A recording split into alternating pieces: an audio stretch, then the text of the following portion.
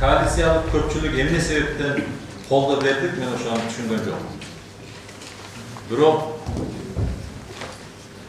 Prezident dagı işenin görgözüp, koalitsiyalik köpçülük işenin görgözüp atat, bирок sizler eldi kıynap koyup atasыңар. Парламенттин бюджет жана финанс комитети бүгүн өкмөттүн былтыркы ишин кайрадан талкууга алды. Депутат Мурадил Мадимунов аткаруу бийлиги 2018 жылдын планын жабыш үчүн 2019 жылы алына турчу салыктарды алдын ала жыйнап алгандыгына кызыкты. Контордун декабрь айында 1 миллиардга жакын акча төлөгөн. Бул 17 жылы дагы. Siz 17'ge жооп бербеңиз, токтотуңуз. Налоговый службага жооп берет. Комтордон 2019 жылдын эсебинен 2018 жылды жабабыз деп 1 миллиарддан ашык акча алышты. Азыр биз эгер осолорду частный компаниялардан 2019 жылдын эсебинен 2018 жылга жапкан эмелерди ала турган болсо, ал дагы миллиарддан ашып кетет. Мына өкмөт келип алып, биз кыйраттык деп отчет берет. Бүгүнкү күндө отставание 2019 за квартал тоже уже больше миллиарда кетет. Эмнеге элди кыйнап атасың? Кетип эле калбайсыңар. Өкмөт башчы Турция менен Кытайга теңеп атат.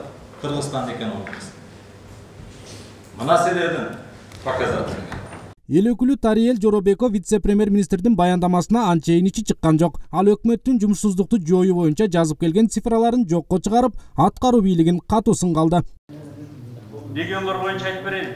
Жумушсуздукту жоюу боюнча мына бир нече ишканалар ачылды, бир нече жумушчу орун пайда болду деп айтабыз маалыматыбызда. Бул жакшы нерсе. Бирок ошол эле убакта Баткен областында 2687 жумушчу, Жалал Абад областында 6660, Ысык-Көл областында 5, Нарын областында, Ош областында 3840, Талас областында 543, Чүй областында 4464 адам жумушсуздук менен катталып атат. Иш орундары түскөнүбүз кайсында? Эми бардык биз ушунча жылдан бери жумушсуз келип аткан элибизди бир жылда жумуш менен камсыздап албайбыз. Буга биздин дагы күчүбүз жетпейт. Буну этап менен. Өкмөт аткарган иштерин мактангысы келгени менен парламентарийлердин суроолоруна жооп таба албай буйдалышты.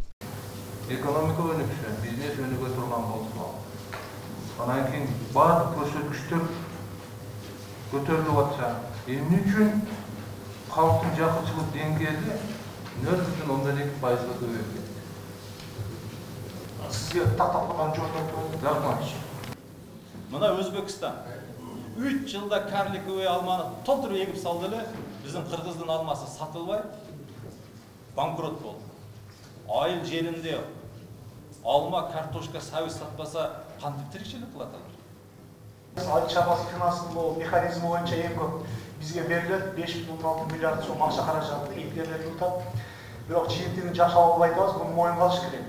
Жыйынтыктап айтканда кыргыз өкмөтүнө мындан башка да бир катар сын пикирлер айтылды. Бирок 2-3 күн мурун премьер-министрдин отчетун парламентарийлер колдоп берген. Айтор бир күн сындап, бир күн колдоп, эл өкүлдөрүнүн да так позициясы жок болууда дешет эксперттер. Алтынбек Бектуров, Алымбек Бектурганов, Азиз Самарбеков, 7 канал, Бишкек.